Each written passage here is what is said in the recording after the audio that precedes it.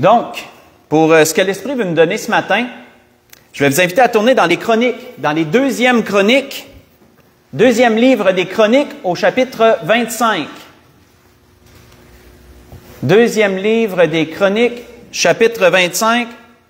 On va débuter versets 1 et 2, et ensuite on va enchaîner du verset 7 jusqu'au verset 13.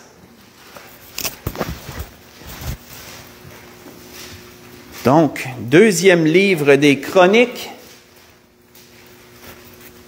chapitre 25. Non? Ça doit être quoi? Tout est correct de mon côté. On va prendre une chance. On finit par pareil. Donc, deuxième livre des Chroniques. OK. Ça me dit qu'il est correct. Okay. Deuxième livre des Chroniques, chapitre 25. Si on commence versets 1 et 2. Il est dit, Amathia devint roi à l'âge de 25 ans, et il régna 29 ans à Jérusalem. Sa mère s'appelait Joadan de Jérusalem. Il fit ce qui est droit aux yeux de l'Éternel, mais avec un cœur qui n'était pas entièrement dévoué. On saute au verset 7 ensuite. On va lire jusqu'au verset 13. Un homme de Dieu vint auprès de lui et dit, « Ô roi, qu'une armée d'Israël ne marche point avec toi, car l'Éternel n'est pas avec Israël, avec tous ses fils d'Éphraïm. Si tu vas avec eux, quand même tu ferais au combat des actes de vaillance, Dieu te fera tomber devant l'ennemi, car Dieu a le pouvoir d'aider et de faire tomber. » Amathia dit à l'homme de Dieu, « Et comment agir à l'égard des 100 talents que j'ai donnés à la troupe d'Israël? » L'homme de Dieu répondit, « L'Éternel peut te donner bien plus que cela. » Alors Amathia sépara la troupe qui lui était venue d'Éphraïm, afin que ces gens retournent chez eux. Mais ils furent très irrités contre Juda, et ils s'en allèrent chez eux avec une ardente colère. Amathia prit courage et conduisit son peuple. Il alla dans la vallée du Sel, et il bâtit 10 000 hommes des fils de Séhir. Et les fils de Juda en saisirent 10 000 vivants, qu'ils menèrent au sommet d'un rocher, où ils les précipitèrent et tous furent écrasés. Cependant, les gens de la troupe qu'Amathia avait renvoyée pour qu'ils n'aillent pas à la guerre avec lui, firent une invasion dans les villes de Juda, depuis Samarie jusqu'à Beth-Horon, et ils tuèrent 3 000 hommes, 3 000 personnes, et enlevèrent un grand butin. On va arrêter ici.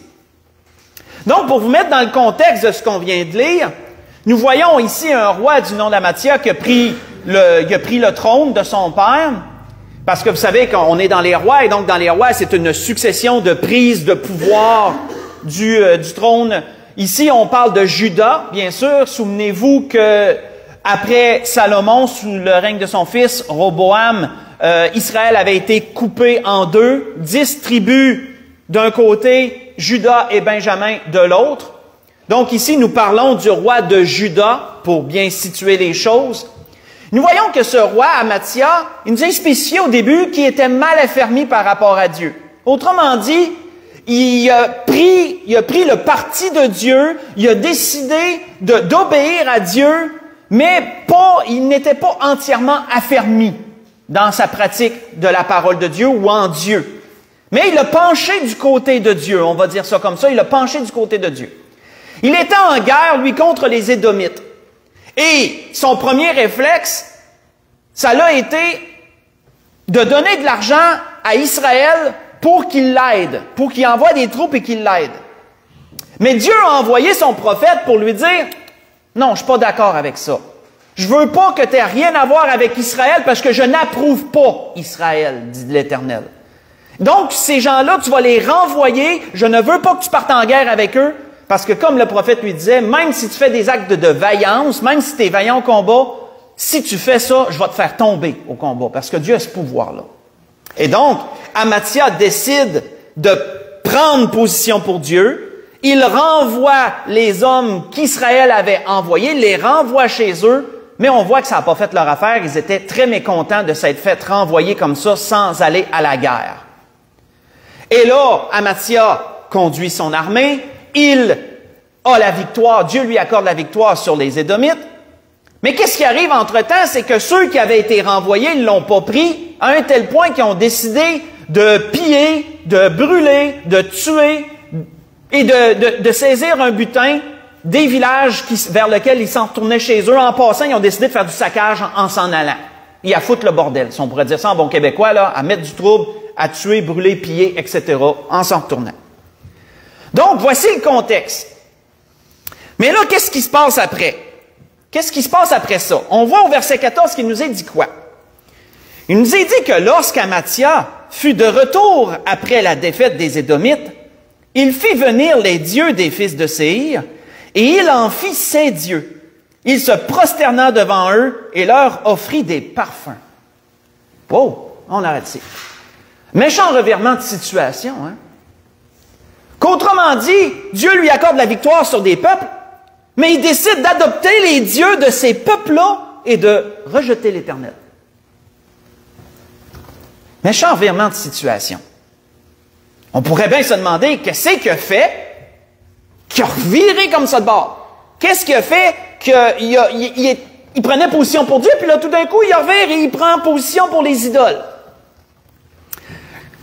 Ça, frères et sœurs, il y a une seule chose qui peut permettre, qui peut faire que quelqu'un fait quelque chose comme ça, c'est un changement d'attitude. Et l'Esprit veut nous parler sur cela ce matin. Un changement d'attitude. Pourquoi? Parce que l'attitude, selon le dictionnaire, ce que c'est notre façon d'agir envers quelqu'un. Notre comportement envers quelqu'un, c'est ça notre attitude. Si on agit d'une telle façon envers quelqu'un, c'est parce qu'on a une attitude d'une telle façon. Si on agit d'une autre façon envers quelqu'un d'autre, c'est parce que notre attitude est différente envers cette personne-là.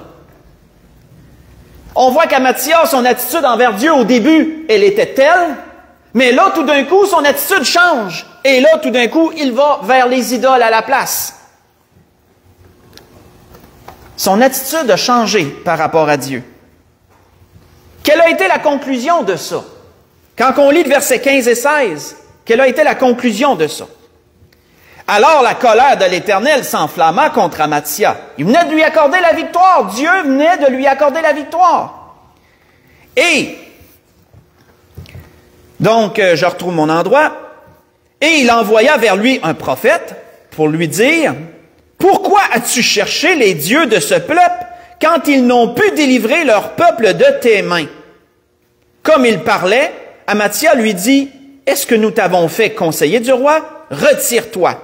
Pourquoi veux-tu qu'on te frappe? » Le prophète se retira en disant, « Je sais que Dieu a résolu de te détruire parce que tu as fait cela et tu n'as pas écouté mon conseil. » On va arrêter ici.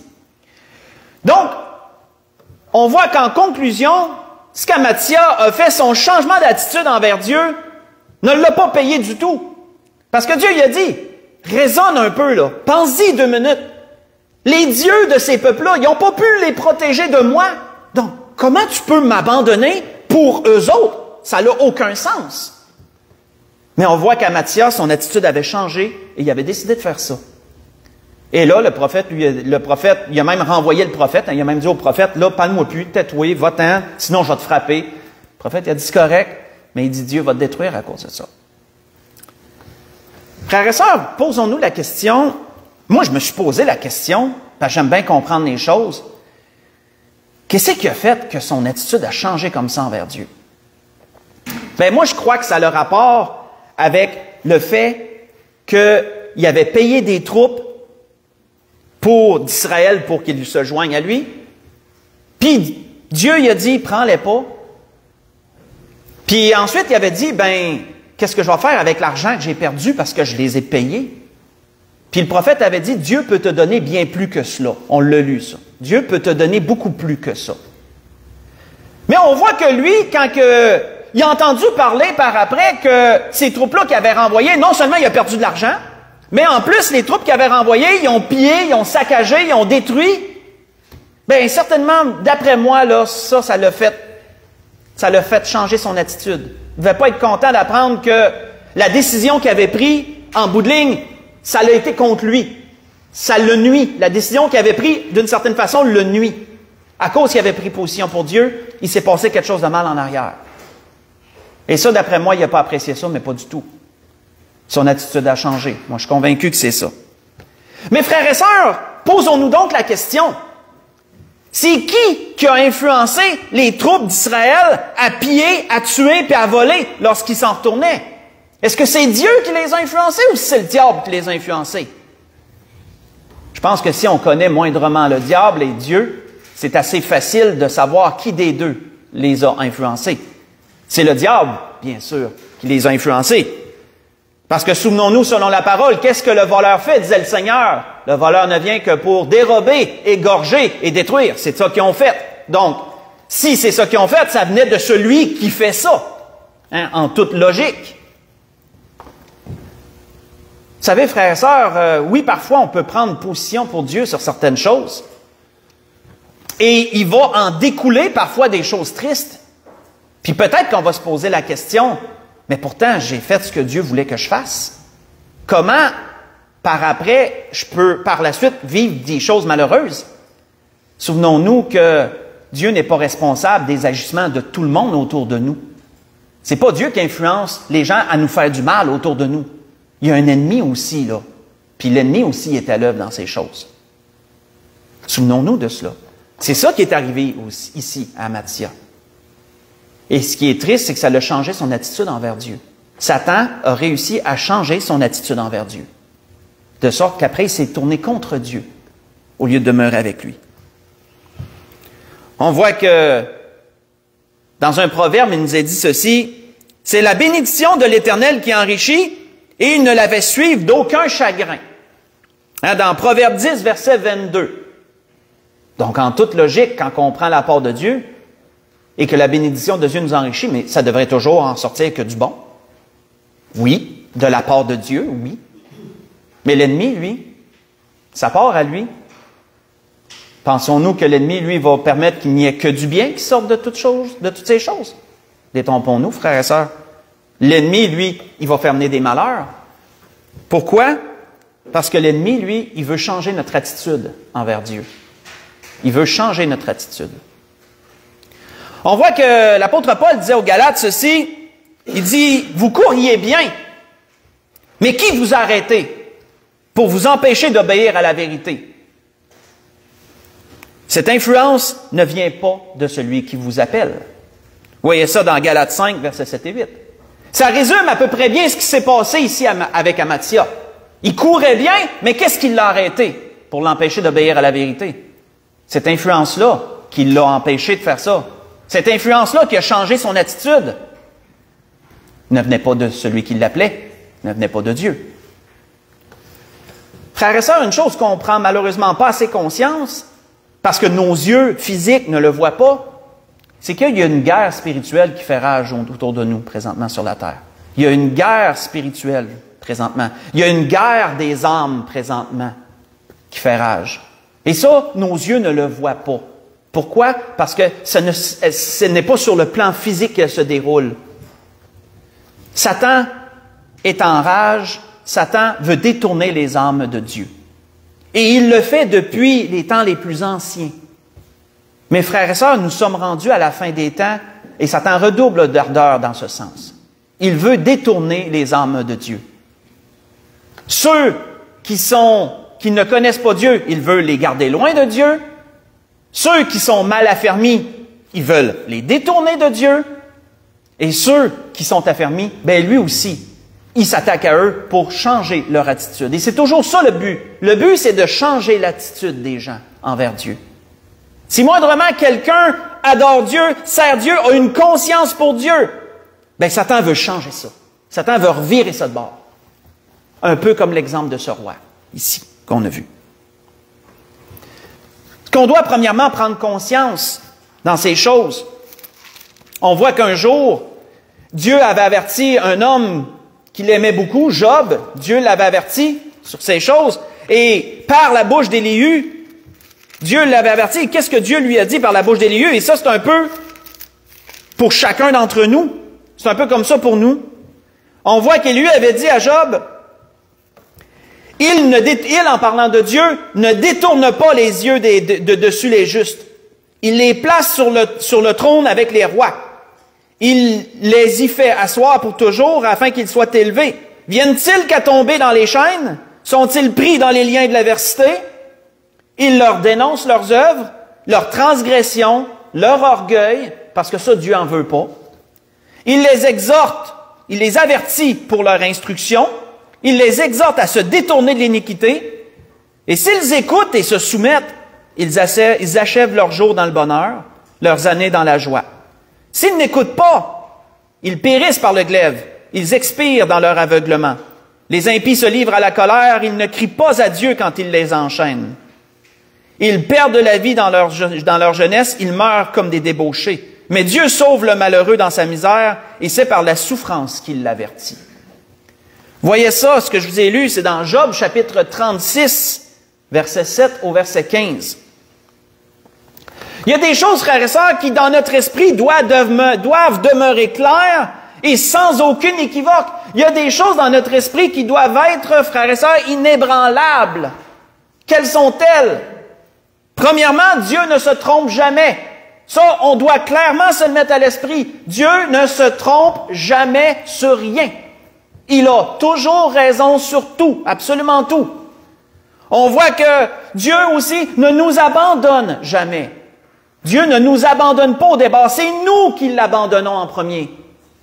C'est notre attitude qui change envers Dieu. Mais c'est pas la sienne qui va changer envers nous. C'est nous qui commençons ça. C'est pas lui qui débute. C'est nous.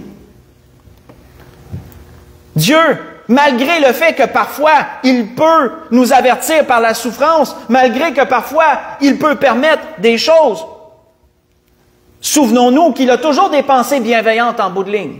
Dieu a toujours des vues bienveillantes. Même s'il laisse du lousse au diable pour certaines choses, Dieu a toujours des vues bienveillantes dans tout cela. Mais Dieu, frères et sœurs, ne peut pas être tenu coupable des agissements du diable.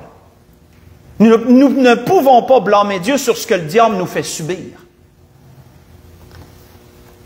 C'est une chose importante. Il faut savoir départager ces choses-là. Comprenons la guerre des âmes qui se déroule présentement. Et comprenons le but du diable dans toutes ces choses. Le but du diable, dans un premier temps, c'est de changer l'attitude des gens envers Dieu. C'était comme ça dans le temps des rois.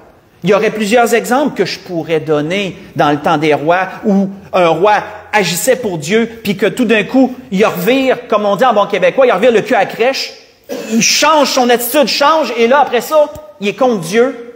Pourquoi? Parce que Satan réussit à changer l'attitude des gens. Dans un premier temps, ça c'est important à prendre en compte. Mais pas que ça. Pas que ça. On est dans les chroniques, on va juste reculer d'un chapitre au deuxième chronique, mais chapitre 24. On va voir une autre situation et on va voir un deuxième tableau sur lequel aussi cette guerre des âmes opère. Comment Satan opère aussi pour changer l'attitude. On a vu premièrement comment Satan veut changer l'attitude des gens envers Dieu à travers l'exemple de ce roi.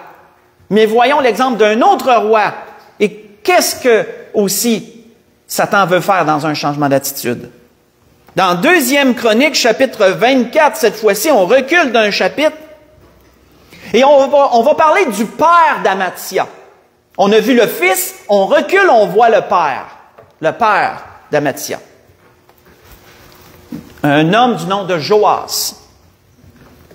Deuxième chronique 24, on va lire du verset 1 à 3 et ensuite on va sauter au verset 17. Pourquoi? Parce que les premiers versets nous donnent un peu son attitude de départ envers Dieu. On va dire ça comme ça. Ça nous donne l'attitude de départ et ensuite on va voir plus loin. Dans Joas, dans deuxième chronique 24, versets 1 à 3, il nous est dit, Joas avait 7 ans lorsqu'il devint roi. Il régna 40 ans à Jérusalem. Sa mère s'appelait c'est dur à dire ça, Tibja de Beersheba. Et Joas fit ce qui est droit aux yeux de l'Éternel. Notons ça. Joas fit ce qui est droit aux yeux de l'Éternel pendant toute la vie du sacrificateur Jéhojada. Et Jéhojada prit pour Joas 2 femmes, et Jéhojada engendra des fils. Et Joas engendra des fils et des filles. Donc ça, c'est son attitude de départ. Un peu comme son fils Amathia, et on voit que Joas prenait la part de Dieu. Mais ce qui est spécial avec Joas, c'est qu'il y avait un homme qui avait beaucoup d'influence sur lui, une influence positive sur lui, c'était le sacrificateur Jéhojada. Il y avait beaucoup d'influence sur Joas.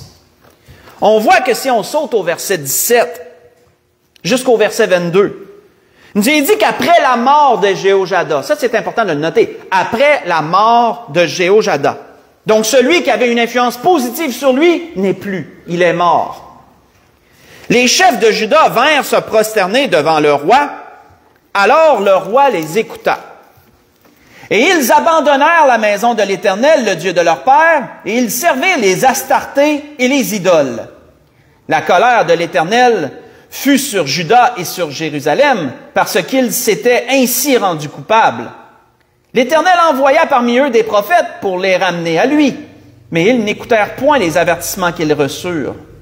Zacharie, fils du sacrificateur Jéhojada, fut revêtu de l'Esprit de Dieu. Il se présenta devant le peuple et lui dit, « Ainsi parle Dieu, pourquoi transgressez-vous les commandements de l'Éternel? Vous ne prospérerez point, car vous avez abandonné l'Éternel, et il vous abandonnera. » Et ils conspirèrent contre lui et le lapidèrent par ordre du roi, dans le parvis de la maison de l'Éternel. Le roi Joas ne se souvint pas de la bienveillance qu'avait eu pour lui Jéhojada, père de Zacharie, et il fit périr son fils. Zacharie dit en mourant que l'Éternel voit et qu'il fasse justice. On va arrêter ici. Ici, nous voyons, frères et sœurs, un autre tableau, une autre circonstance. Mais il y a toute une histoire à comprendre sur ça. Qu'est-ce qu'il voulait dire au verset 22? Parce qu'au verset 22, c'est un commentaire du lecteur, c'est un commentaire de l'écrivain, je veux dire. Celui qui a écrit ça, il a fait un commentaire. Il a dit que Joas ne s'est pas souvenu de la bienveillance de Jéhojada. De quoi qu'il parle? Parce qu'on ne le voit pas ici, ça. De quoi qu'il parle?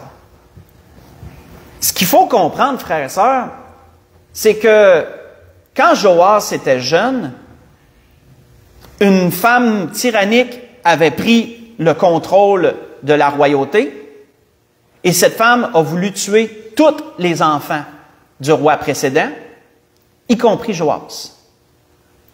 Et Joas, il a été caché, protégé, gardé dans la maison de Dieu avec un couple qui l'ont adopté, on pourrait dire qu'ils l'ont élevé, c'était Jéhojada et son épouse. Joas, dans sa jeunesse, a été préservé d'être tué, a été caché pendant 6 ans dans la maison de Dieu, et il a été élevé par Jéhojada et son épouse. Il a été élevé avec la famille et les fils de Jéhojada, dont Zacharie qui est mentionné ici. Et lorsque la reine tyrannique, si vous voulez voir ces choses, c'est dans 2 Chroniques 22, versets 10 à 12. Je me souviens plus du nom de cette femme, mais lorsqu'elle elle a finalement été tuée, qu'elle a été tassée de la royauté, ben Jéhojada a contribué à amener Joas sur le trône, puisque Joas était l'héritier légitime pour aller là. Joas avait une dette envers Jéhojada qui ne pouvait se rembourser. Jéhojada lui avait sauvé la vie. Jéhojada l'avait élevé comme son fils. Et qu'est-ce qu'on voit ici? On voit ici qu'il a poussé l'audace jusqu'à tuer le fils de Jéhojada parce qu'il a parlé contre lui, parce qu'il l'a réprimandé. Dieu s'était servi de Zacharie comme d'un prophète. Il l'a averti. Et lui, qui avait été élevé avec cet homme-là, qui avait une dette envers son père inestimable, il l'a tué. Ça, frères et sœurs, c'est un changement d'attitude aussi. Là où son attitude aurait dû être d'une reconnaissance éternelle, si je peux le dire comme ça, d'une reconnaissance jusqu'à la fin de ses jours envers Jéhojada, mais envers aussi ses fils, bien, son attitude, elle a changé lorsque Jéhojada est mort. Son attitude a changé. Et là, il a fait tuer son fils parce que le peuple était allé vers lui et les chefs voulaient adorer les idoles. Les chefs sont allés vers lui et ont dit au roi qu'il voulait aller adorer les idoles et le roi les écouta. C'est ce qu'il nous a dit. Le roi a permis l'idolâtrie. Dieu envoie ses prophètes pour dire non. Il veut les ramener à lui comme Dieu est. Et là, et là, Joas fait ça à Zacharie. Vous savez, ce que Satan veut faire, frères et sœurs, ce qu'on comprend à travers ça, c'est que Satan ne vise pas seulement à changer notre attitude envers Dieu. Satan veut changer l'attitude des gens les uns envers les autres. Là où on devrait être reconnaissant pour d'autres personnes, à cause qu'ils nous aiment, à cause qu'ils nous font du bien, à cause qu'on a une bonne relation, Satan veut briser aussi ces choses-là. Satan veut aussi changer notre attitude les uns envers les autres et amener qu'au lieu d'être reconnaissant envers des gens puis de leur faire du bien, qu'on tourne le dos à ces gens-là. Satan vise ça aussi. C'est de changer l'attitude des gens les uns envers les autres. Comme ici il nous est montré avec ce roi. Un bon exemple que vous connaissez bien sûr, si vous le lisez pendant la semaine, c'est Saül et David. C'est un exemple facile à voir, ça. Dans 1 Samuel 18, j'y tournerai pas, mais si vous voulez aller le relire durant la semaine, lisez le chapitre 18 en entier et vous allez voir le changement d'attitude du roi Saül. Là où il aurait dû être reconnaissant envers David et toujours lui faire que du bien, lorsque David est monté en pouvoir, et que là, Saül est devenu jaloux de lui, à cause du commentaire de certains qui disent que Saül a tué ses 1000, mais David ses 10 000, là, l'attitude de Saül envers David change. Son attitude change et après ça, il veut le faire mourir. Il le voit comme un ennemi. Et il a été ennemi tout le temps de sa vie, la Bible nous dit. Un changement d'attitude, frère et sœurs. Mais qui orchestre ces choses? Qui fait ça? C'est pas Dieu qui change l'attitude des gens en mal. C'est le diable qui change l'attitude des gens en mal. Et ça, frère et sœurs, on doit faire attention à ça. On doit être conscient du combat spirituel qui se déroule présentement. Parce que le but du diable, c'est pas de rassembler. Le but du diable, c'est de détruire, c'est de diviser. C'est de diviser. On voit que notre Seigneur avait dit un jour à 2 de ses disciples qui ont eu vraiment une attitude meurtrière envers les Samaritains. On voit que qu'est-ce que le Seigneur leur avait dit, un peu comme l'apôtre Paul avait dit aux Galates, en rapport avec Dieu, mais ce que le Seigneur avait dit à ces 2 apôtres-là était en rapport avec leur prochain. Ce ne sera pas bien long, je vais y arriver.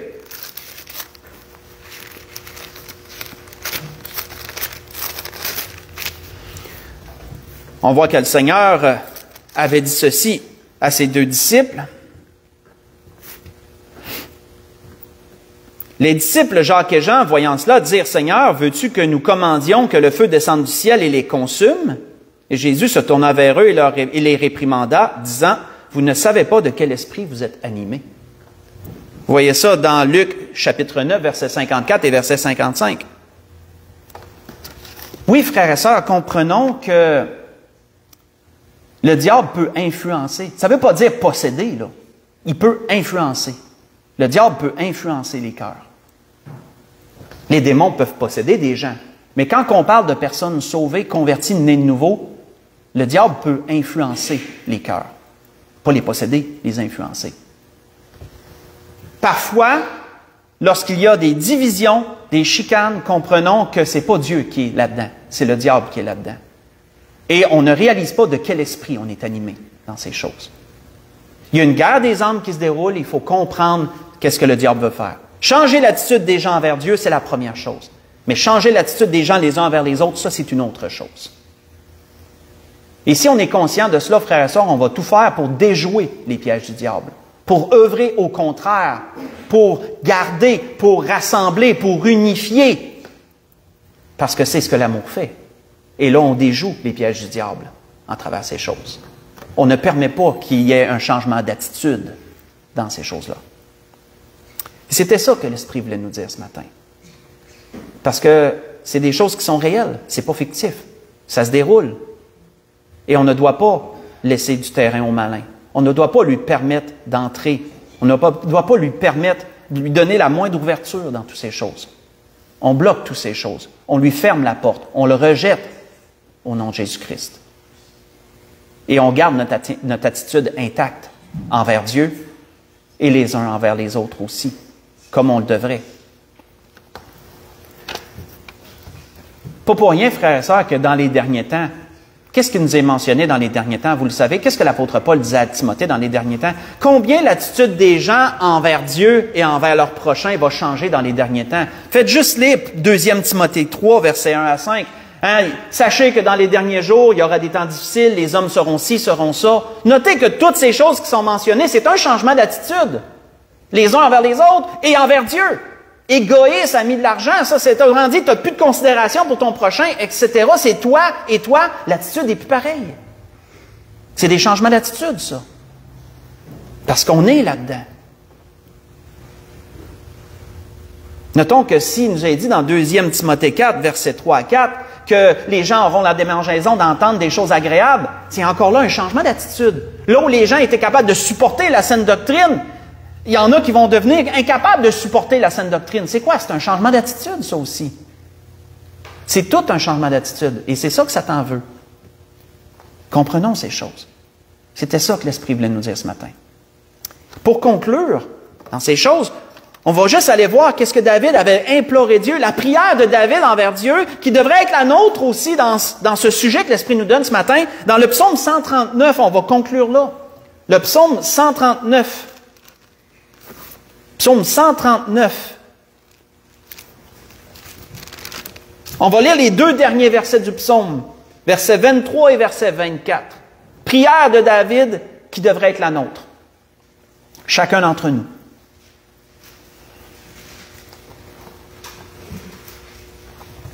Mais ça, pour faire cette prière, il faut de l'humilité. Pour faire cette prière, il faut de l'humilité, il faut désirer suivre la voie par excellence qui est la voie du Seigneur. On voit que David disait, « Sonde-moi, ô Dieu, et connais mon cœur. » Ça prend du courage pour demander ça à Dieu, parce qu'on ne sait pas ce qui peut se cacher dans le fond. Hein? Parce qu'on sait que le cœur est tortueux par-dessus toute chose, comme Jérémie le dit, il est mauvais. Quand on demande à Dieu de sonder notre cœur, Dieu peut permettre de nous montrer de quoi notre cœur est fait, et parfois, ce n'est pas toujours beau. Fait qu'il faut apprendre du courage pour demander ça à Dieu. De l'humilité, mais du courage. Sonde-moi, ô Dieu, connais mon cœur, éprouve-moi et connais mes pensées. C'est la même chose. Ça prend du courage pour accepter que Dieu voit toutes nous. Il les voit toutes de toute façon, mais de l'inviter à le faire, ça prend du courage. Puis, regarde si je suis sur une voie mauvaise et conduis-moi sur la voie de l'éternité. Autrement dit, mon Dieu, là, je te laisse l'accès. De toute manière, il l'a, mais c'est volontaire, on y laisse volontairement. Vois toutes ces choses-là, vois ce qui est mauvais, vois ce qui est caché, enlève-le. Enlève-le. Si tu vois que je suis sur une mauvaise voie, sur quelque chose, amène-moi sur la voie de l'éternité. Change mes pensées, change mon cœur, purifie ces choses-là. Ça devrait être notre prière à chacun. Et si nous faisons cela, notre attitude demeurera intacte envers Dieu et elle demeurera intacte envers nos frères et nos sœurs, notre prochain aussi. C'était ce que l'Esprit voulait nous dire ce matin. On peut se lever pour un dernier cantique.